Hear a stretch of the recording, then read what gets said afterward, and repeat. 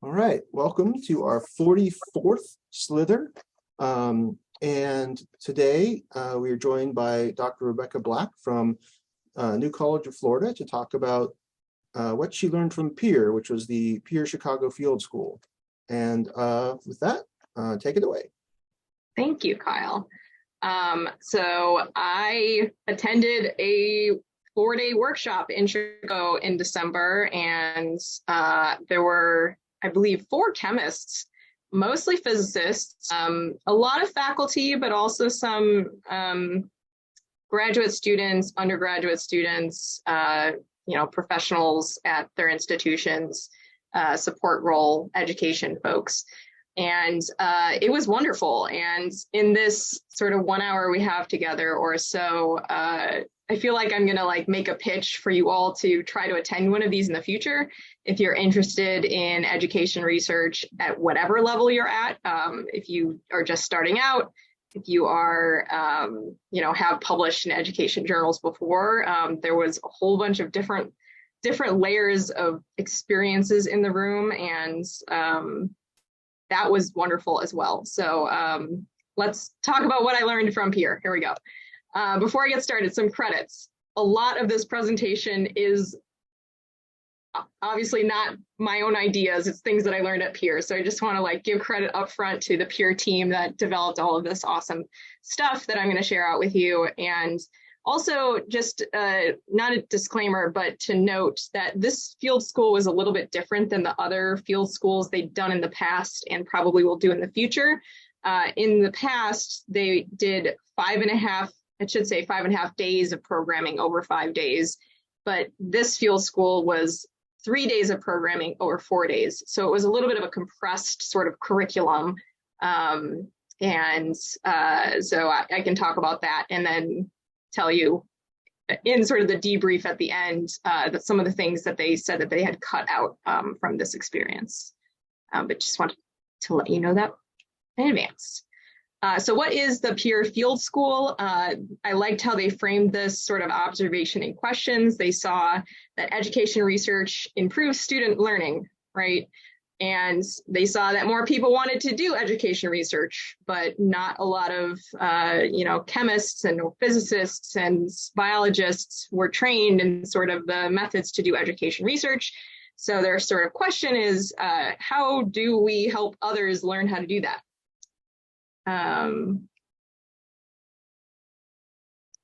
My video is frozen. Okay, that's fine.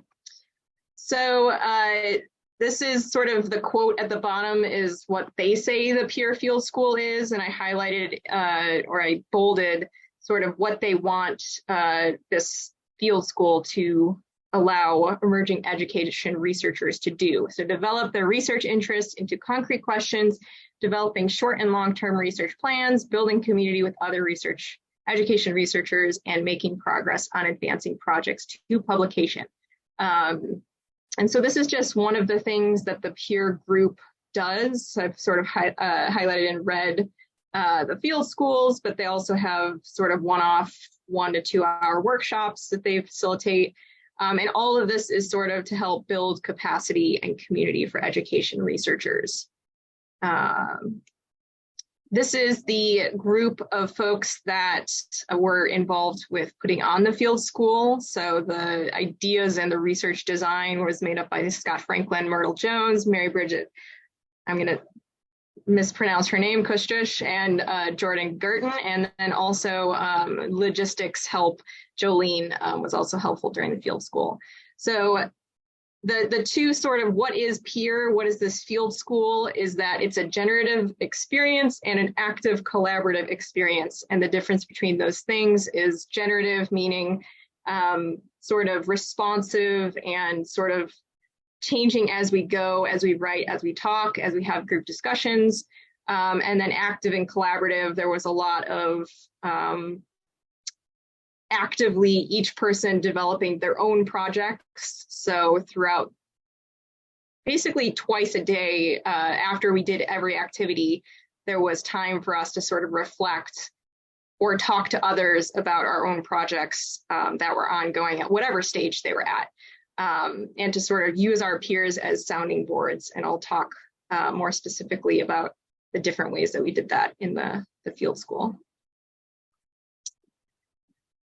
I liked the outcomes, the learning outcomes that they put forward, and I sort of laughed. This is their own phrases: learn things, do research, and feel better were sort of the learning outcomes. So learn things about education research, learn things about the process from basically inception of a project to publishing the project, anything you might ever need to know. Obviously, in 3.5 days of programming, I didn't learn everything. We didn't cover everything. But it gave me a lot of sort of feedback on the things that I had been doing to sort of support myself and feel better about the things that I had been doing, but also to learn new things that I could tweak moving forward in my projects.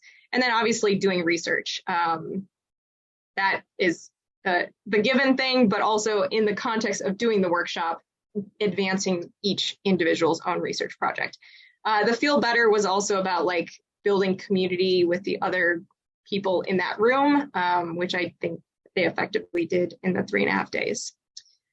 So here's an agenda at a glance. Before day one, there was actually, I'm not going to talk about this, but there was like a 1.5 hour sort of Zoom session the week before everybody went to Chicago, just to get to know some people and sort of talk about the program. They also talked about the program day one, in case people forgot the week, between the week that we first did that Zoom session.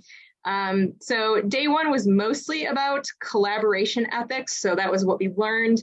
And then we talked about and did some elevator pitches and generative writing as a sort of, I'm going to say, sort of icebreaker activities to sort of get the juices flowing to communicate with the others in the room and to start talking about and vision boarding our research projects. Burning questions were also sort of an end of the day activity every day, and then the facilitators went through those burning questions that everyone put on little index cards and then answered those questions the next day. So you'll see in red the sort of framing of all of the activities with these burning questions. Day two was mostly about data types, research models, and ethical research with human subjects, and introducing the concept of research riffs, which were, we'll get to research riffs. Day three, starting again with burning questions, more research riffs, and really focusing on theory during day three. And day four, doing more riffs, burning questions, and then sort of planning moving forward what comes next and debriefing.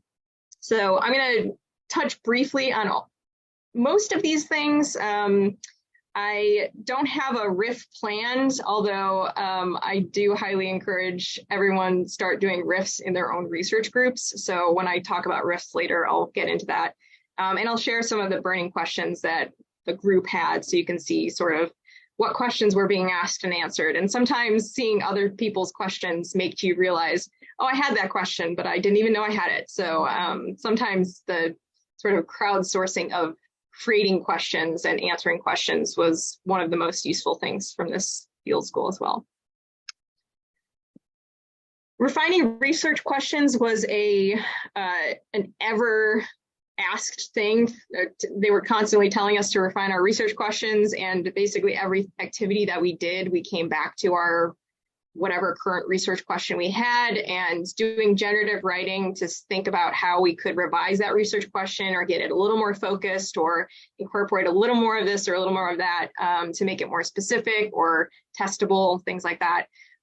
So generative writing is part of this idea that we shouldn't just plan a research activity, go do the research activity, and then write about it afterwards, right? Write to publish. But generative writing meaning that we should write as we go, right? Write as an activity to create new avenues of research or new people that we want to bring into the project, or we read a paper and we found a really good frame of a particular topic.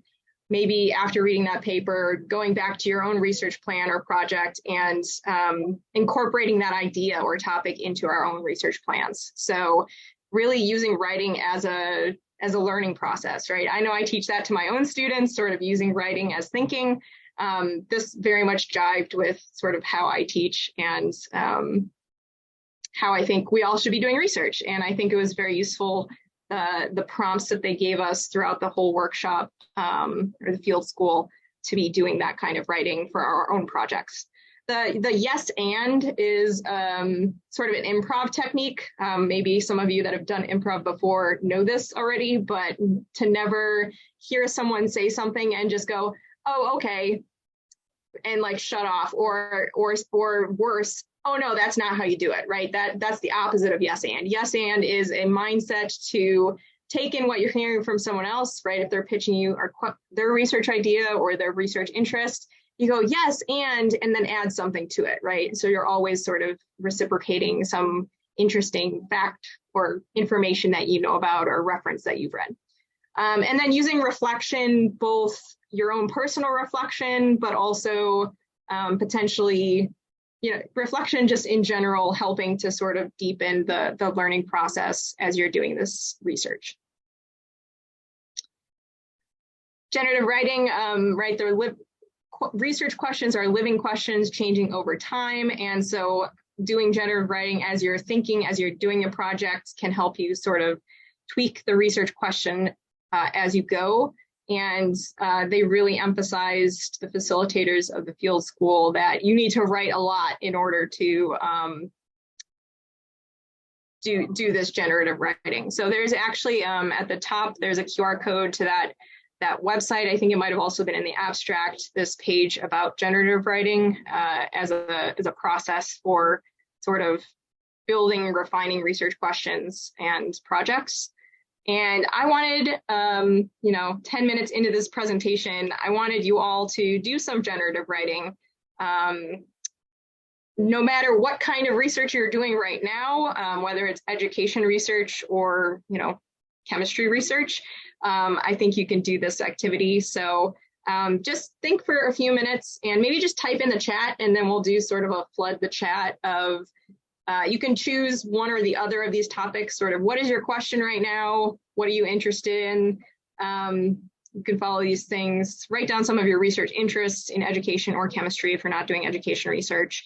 So find one of these questions and sort of just generatively write about it for 2 minutes. I'm gonna put on a timer right now, go. We got the first one in the chat. If you're ready, go ahead and type in a question or whatever you were generatively writing. What are beginning inorganic chemistry students' concepts of molecular orbital theory? That's cool. They're clearly colorful orbs, right? Yeah, they're blobs, right? That's it. They're blobs, yeah. All right. Well, hopefully, whether you feel interested in posting or not, hopefully these. Did I disconnect? Sorry. No, you're here. I think you just stopped sharing. I keep getting error messages saying that Zoom crashes. So, okay, I am sharing again. Yep. Okay, here we go.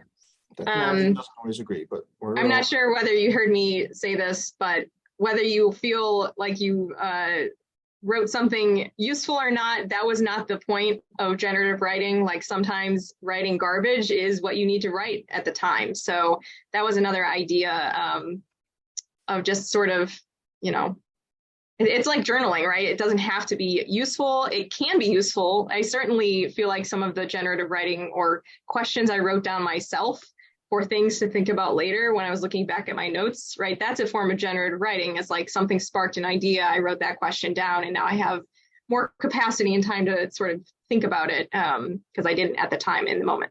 So hopefully this sort of practice you can build into your own sort of research plans times. Day one, the main sort of bulk activity that we did was talking about collaboration and collaboration ethics. So sort of how to collaborate, when to collaborate, who to collaborate with, when you should collaborate and when you should not collaborate, those kinds of questions. And we did this case study where we role played this 2-person scenario role play And these two people were working on similar projects, but collecting very different data and had very different sort of audiences of what they wanted their respective projects to sort of help or be focused on. And so I'm not going to go through all of the wonderful case studies that they put together for this field school. You'll have to attend a field school to engage in those. But we had lots of conversations about when one person in a scenario might benefit much more greatly than the other, maybe not the best time to collaborate. So thinking about, making sure that the two projects, if there are two sort of existing projects, whether they drive in a positive way for both people, or if there's sort of inequity in that sort of collaboration effort. And also then there's the ethical questions of, sharing data if you already have pre-approved IRB, and talking about those kinds of ethical considerations as well. So lots of really cool discussions about collaboration ethics. We also did an activity, probably you've all done elevator pitches at some time in your life, but this was again to get everybody's sort of talking juices flowing on day one of the field school. So picking one of our research projects and just again doing some generative writing down, having sort of in mind that we're going to have to talk to other people at our table for 2 minutes. And also consider like what follow-up questions they might ask you and how you might answer them. So doing a little bit of thinking about those types of things. And I found this fun graphic in the bottom corner, sort of, make it interesting, make it confident, but not arrogant, and really make it catered to whatever audience you have. So in this sense, right, our audience was people at our table, so other potentially faculty, potentially grad students, probably not in our discipline, right? There was only 4 chemists in the room. They were mostly physicists, but it was really interesting to hear about the kinds of education projects, especially in physics, that really the types of questions people were asking and thinking about in that space that for education, very similar to what is going on in chemistry, right? Does doing sort of interactive demos in a classroom, is that as effective as online demos, right? That was one of the physics elevator pitches that I heard this one day. So, right, that is totally translatable to a chemistry classroom. So yeah, we did this activity to just sort of get people into the mood to talk about their own research, as sort of talking about your own work and getting feedback on your own work was this ongoing theme of the entire 4 days together. Research riffs. So they introduced research riffs on the first day, and then we had about probably an hour and a half on both Saturday and Sunday, which were the last 2 days of the field school. And they had different rooms with different research riffs going on. And so there were volunteers from the community. Actually, one of my colleagues, Liz Leininger, gave a research riff. I was too scared to give a research riff. I should have. They looked great. I would now like to do one at some point. We should, as an Ionic Kuiper community, do research riffs. And they were like this. So they were 20 minutes focused on a single project. Definitely not a research presentation. More of 2 to 3 slides. Right, the presenter here had 2 to 3 slides and about 2 to 5 minutes to give everything about the project. And most importantly, what they wanted feedback on. So they might have said, here's my research question, here's some things that I have done or that I plan to do. This is specifically what I want feedback on. So the first sort of 5 to 8 minutes is all about giving the audience what they need. So there was times for clarifying questions, which should be a Q, not a @ sign. I don't know what that's about.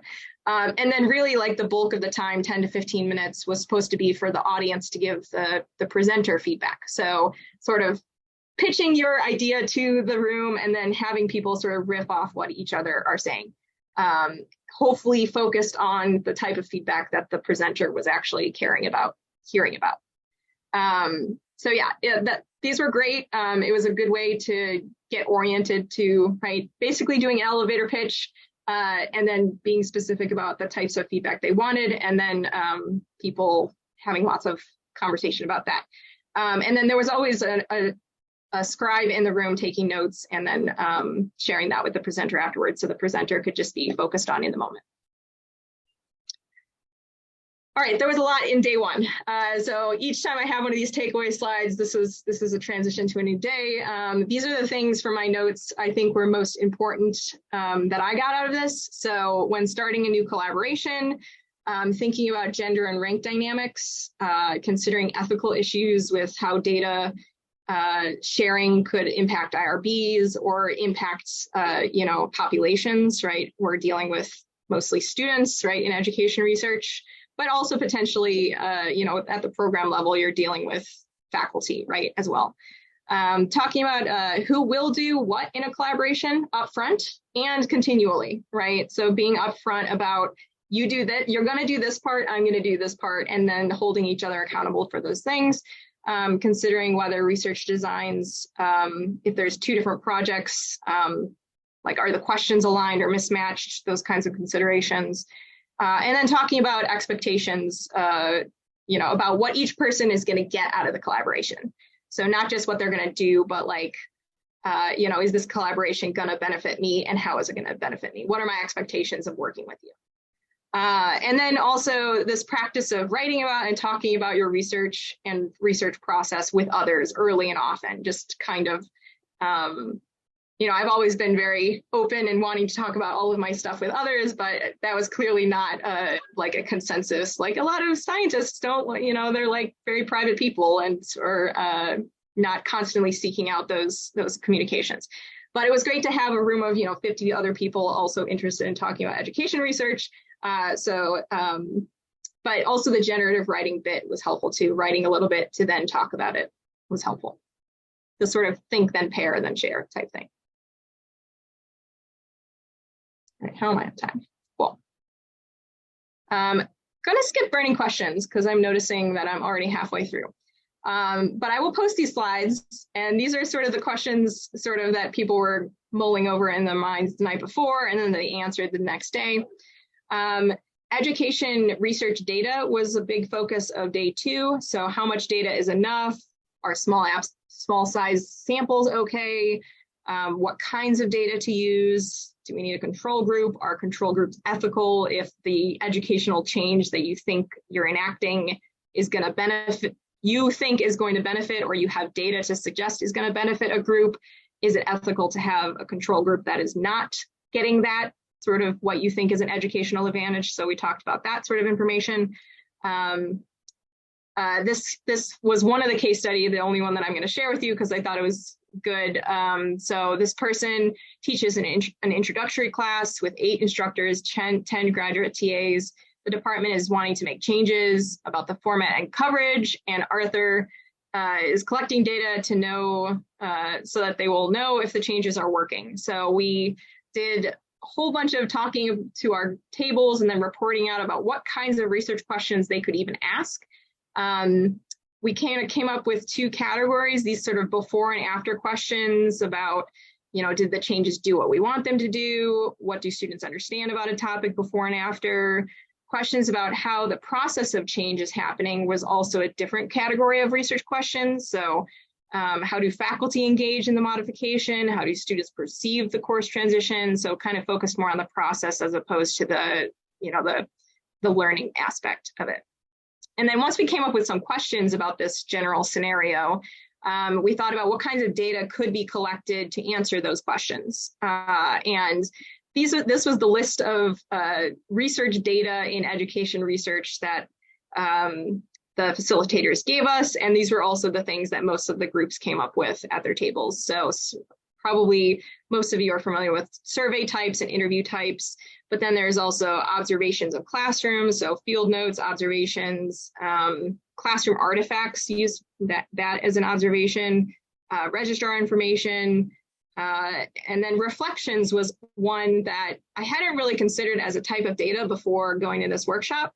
So notes on how you taught, right? Your own journaling of the activity and this generative writing about the experience from faculty perspective is also a form of data, archival data or a small sample size data.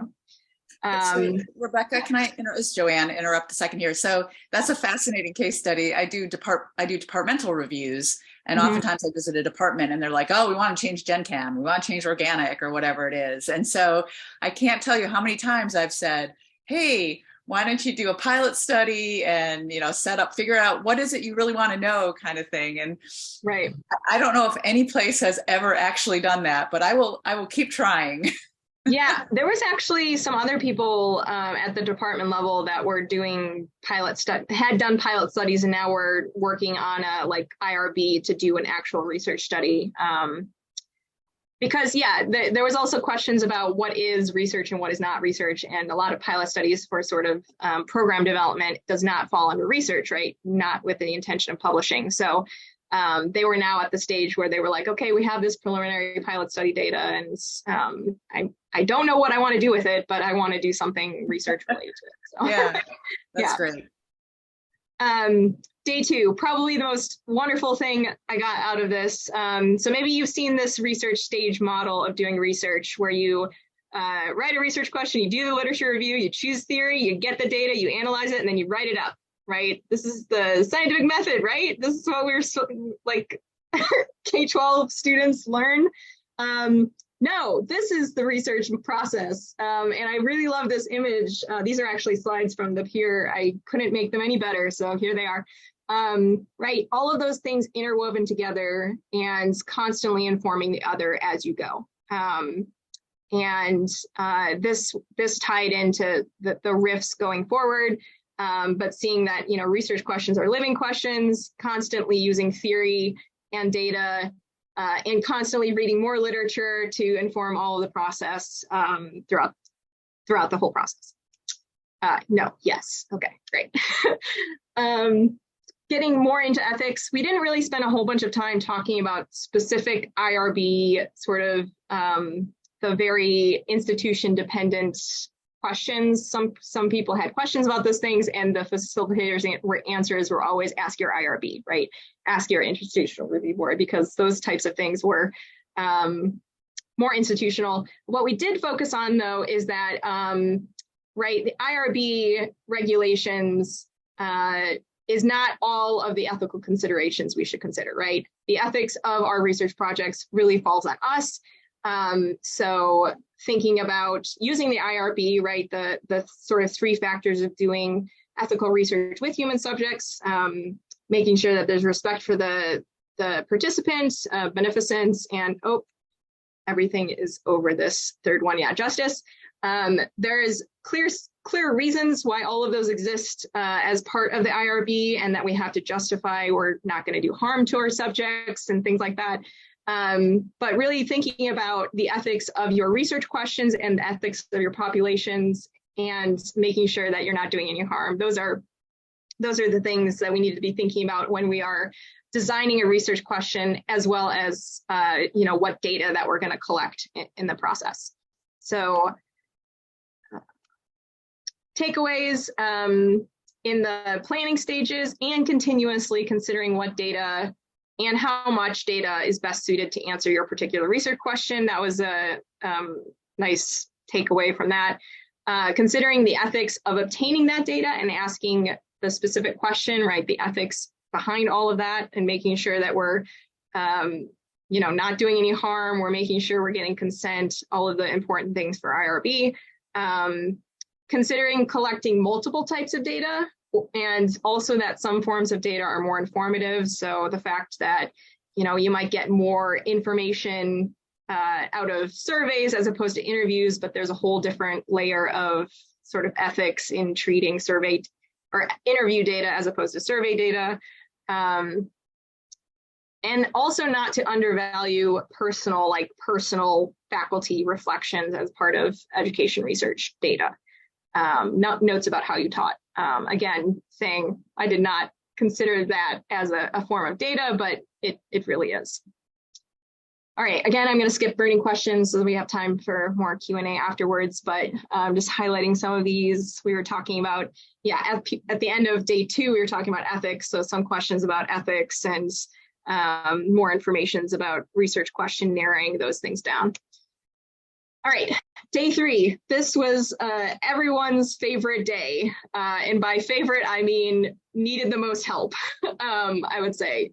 Using education theory, since education theory, a lot of people going into peer considered as very foreign or, not as much grounded in our own, educational background in chemistry or physics.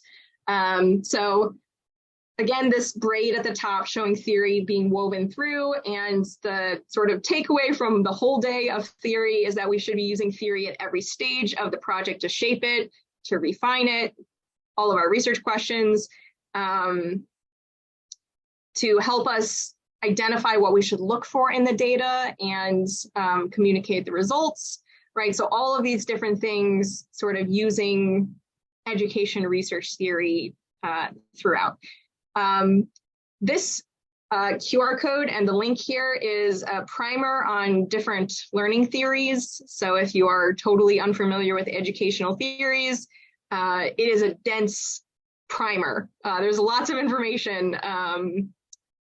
And I'd say like the one thing that came out of this more distilled peer 3.5 days versus 5 day. So that sort of distilled version that I went through. I found out afterwards that they took out a whole like 4-hour activity of digging more into theory. And everyone at the end of this peer was like, oh, I wish I had 4 more hours to talk about like examples of seeing the different theories. So I'm actually considering going back to another peer, the longer version, to get that extra 4 hours or so of talking about education theory stuff. All right, I'm going to skip that slide to show this wonderful picture that Mary Bridget was very much responsible for coming up with these. And this is one way that they thought about organizing different educational theories. So there's sort of different levels at which you can ask research questions. So there's idea level, individual level, community level, and system level. And very quickly going through this slide, right, the ideas might be, how does a student think about molecular orbital theory, right? The idea might be the subject that you're actually curious about. So the levels of theory that you might consider at this level are knowledge in pieces or phenomenological primitives or misconceptions, right? These are different education theory levels. I don't know what all of these are. These are just examples they gave us. I would have loved to have more time to dig into all of these. Individuals, this is like where your focus of your research question is on a student, right? In the student's brain, right? the student's brain. So sense of belonging or a sense of self, these are education theory levels at the individual level. Communities, obviously this is groups of students or faculty or, the class would be a community. And examples they gave for theories at this level, social network analysis and communities of, this is in the way, what does it say? Can't, sorry. Practice, thank you. I have too many things in front of my Zoom screen, like the chat and other things. There we go. And then the system, right, how these communities work together. So this might be, right, a community might be your program or your division or discipline. The system would be how that discipline works in the context of your institution, right? So the system wide, and thinking about theory level at the education, complexity theory, grassroots sandwich model. Again, there's lots more. They just gave some examples. If you're thinking about any of these things, you could read more about each of those particular theories. And the activity that they gave us after doing this wonderful, this is one way to think about how your research question and theory can inform each other. They had us take this question: how do lab or active learning recitation experiences affect student retention and interest in STEM? And then asked us to change that research question so that it matched each one of these 4 theory levels. So, for example, for the individual level, we could change that research question to, does a student's interest in STEM increase when doing this interactive lab experience, right? Okay, that's just off the top of my head, but it's focused on the student, right? As opposed to the class, does the entire class's average go up or down when we do this type of activity, right? Those are not good research questions. I'm just throwing those out, but just to get an idea of this kind of activity that we did together. There was this wonderful information about how we find education research theories. Looking to the literature is obviously the most obvious one. Once again, they kept harping on asking friends, asking them. I now am part of a Slack of every person that's ever done peer, and so I can ask my Slack now, my peer community. We could also. They said we could use more than one theory if multiple theories worked in your, for whatever your research question was, or grow your own, create your own. And this idea of every time you read a paper asking, what is the unit of analysis of theory in that paper, right? Thinking about the theory as you're reading papers, how does that theory shape the research question? And then what counts as a good answer to the research question? So I really liked those 3 questions every time you read a paper, and these could be your prompts, right, when you're generatively writing after you read papers on your own. All right, takeaways, continuously thinking about theory throughout the research process, right, the braid, using theory to inform crafting your research questions, the kind of data you should collect, how you should analyze your data, and constantly talking to each others about education theories and talking to others and having them riff off of you and saying, yes, and maybe you should look into this theory, right? And doing that the same for other people as well. Right, some of these burning questions on the last day. How do we get funding? Can we get funding? Are there specific types of data? Some of these in green were some of the quick answers that I wrote down as I was taking notes throughout the workshop.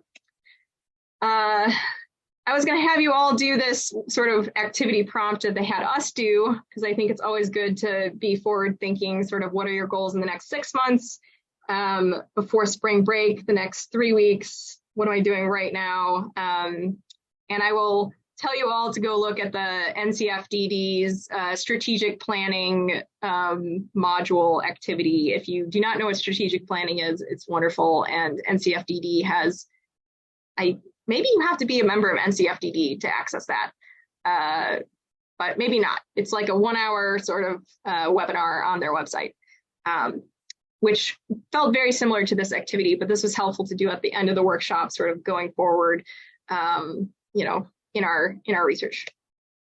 Final takeaways, I have 7. Use generative writing to jumpstart research, keep it going, and basically do generative writing a lot more than I already do. The fact that I'm not alone and that I now have peers / collaborators to riff off ideas of, and hopefully we can also use, the Ionic Discord community is also a great place to sort of riff ideas off of as well. That everyone feels vulnerable, everyone being like emerging education researchers, because, right, we weren't trained in education research, but that talking about it will help, and getting more resources from others and ideas off of others is the way to go.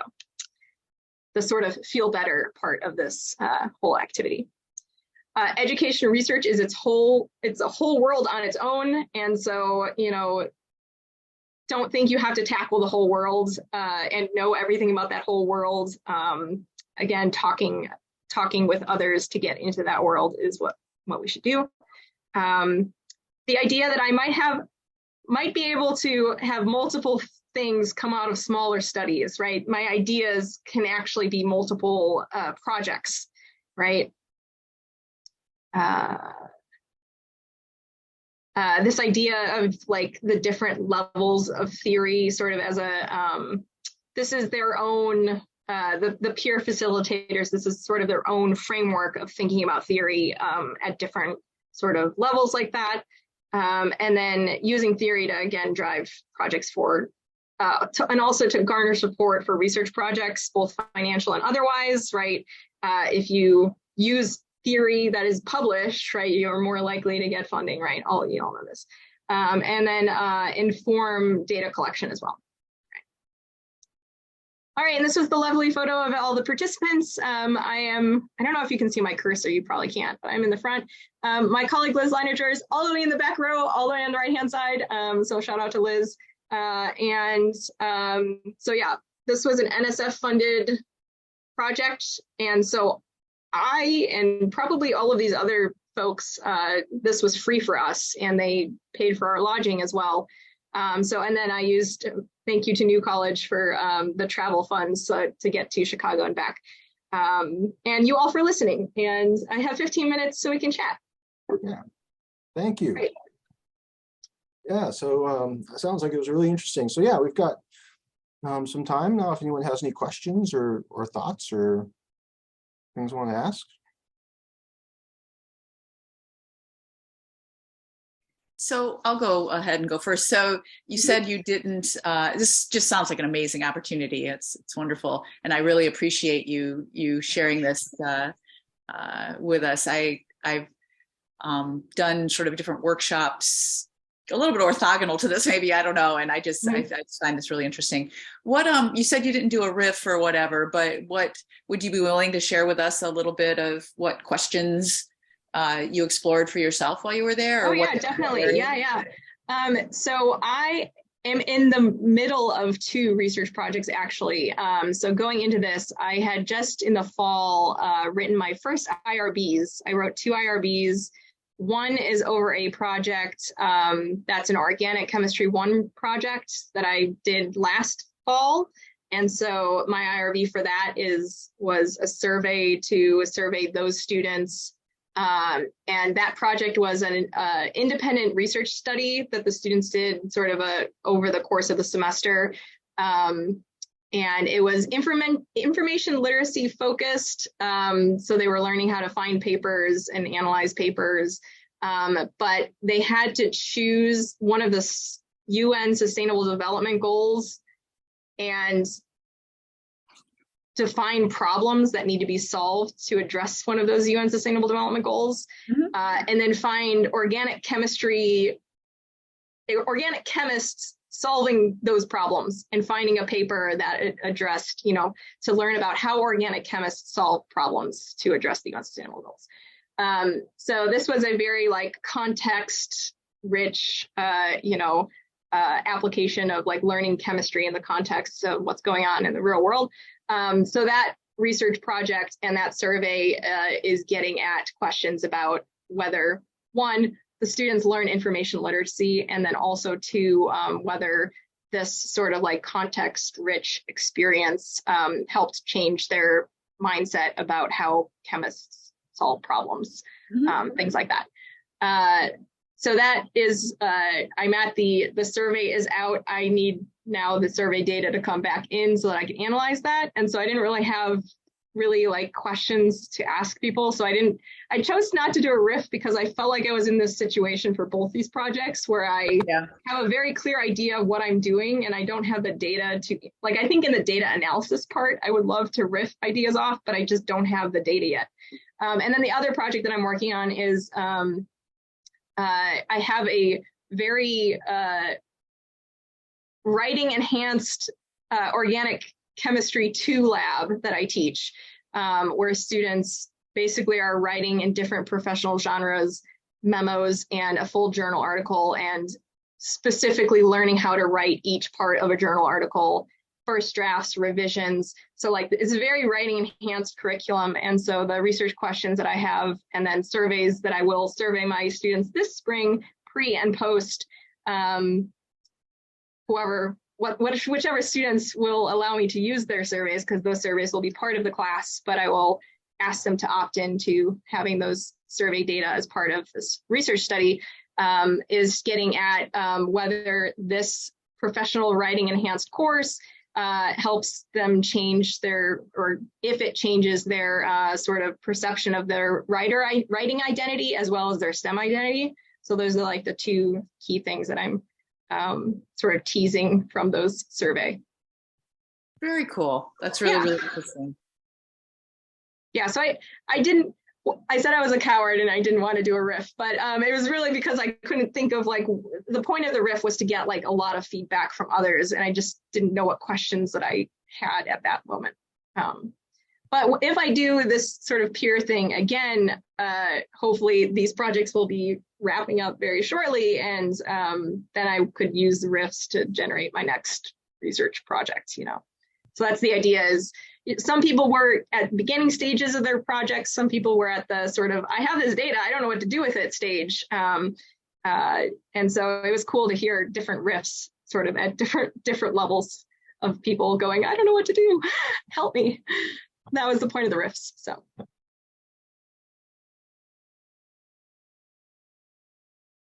Other questions or people want to? Thoughts? I put this in the chat, but I think the research riff idea is really cool, and we could do something similar, you know, with a webinar style or over Zoom or something through. Oh yeah, definitely. Yeah, yeah, it's really cool. I also threw the link to this the survey in the chat, so please you know, fill out very short survey before you before I forget putting that there. So there is a sort of a nascent small group in Ionic right now looking at you know, doing these research-like experiences or cures or whatever. Yeah, cures. And a number of folks in Ionic have done them before, but many of us have not sort of thought a lot about what it is we want to know about student learning in them. And so maybe it'd be fun if you could join us in some of those conversations, especially if you've been thinking about identity questions, because that would be like, I have a question with respect to sort of writing identity or whatever. Do you have writing folks at New College that have helped you think about that, or it's something that yeah, definitely. Actually, that entire revamped curriculum when I came to New College, I made it writing enhanced, and then the second time I taught it, I like even went more into writing enhanced. And most of those ideas I got actually from doing workshops with Jen Wells at our at the director of writing at New College. And actually, I was just reading this morning again, but where is it? This book, I'll plug this book called Engaging Ideas by John Bean, which is all about integrating writing and critical thinking into your curriculum for any discipline. And a lot of the ideas about, you know, have students writing first drafts and revising and the different kinds of writing activities.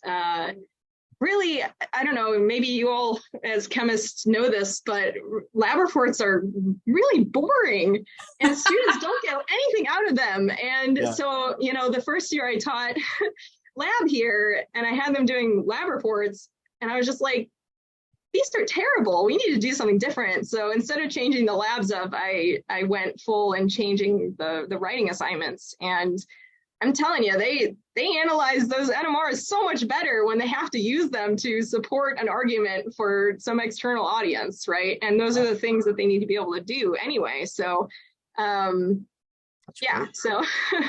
Yeah, that sounds awesome. Yeah, no, that's like, I think that something like this peer school would have been great because for me, like, because I'm trying to think about cures and we've done some IRB stuff and some studies, but it's, you know, I'm just dipping my toes in and, and there's the other idea, the other problem with all of this is like, there's so many good questions to ask, but you have to choose one. Yeah. Yeah, you can't like there's only so many hours in the day and data that you can actually like collect without getting survey overload, right? So yeah, there was also something that I learned that I'm just remembering now, that you can get surveys, like you can ask for survey data and then like depending on the results of the survey, like potentially have multiple papers come out of that, right? If different trends come up with so that was promising too. I was like, maybe some of the survey data will actually split into multiple, and that was one of my takeaways here of, you know, maybe my ideas could be like multiple things. Yeah. So Jeff, who's Raker, who's one of our, who's a chem ed expert who's in ionic, I've seen him do that. So you Yep. can ask him, and he's, That's promising. so I'm sure they would be happy to chat about that. Yep. It's getting close to the end of the hour here, so I think maybe we'll wrap it up. All right. So I'll stop recording, but thanks again. Thank you for joining me. Yeah, and thanks. It was really cool.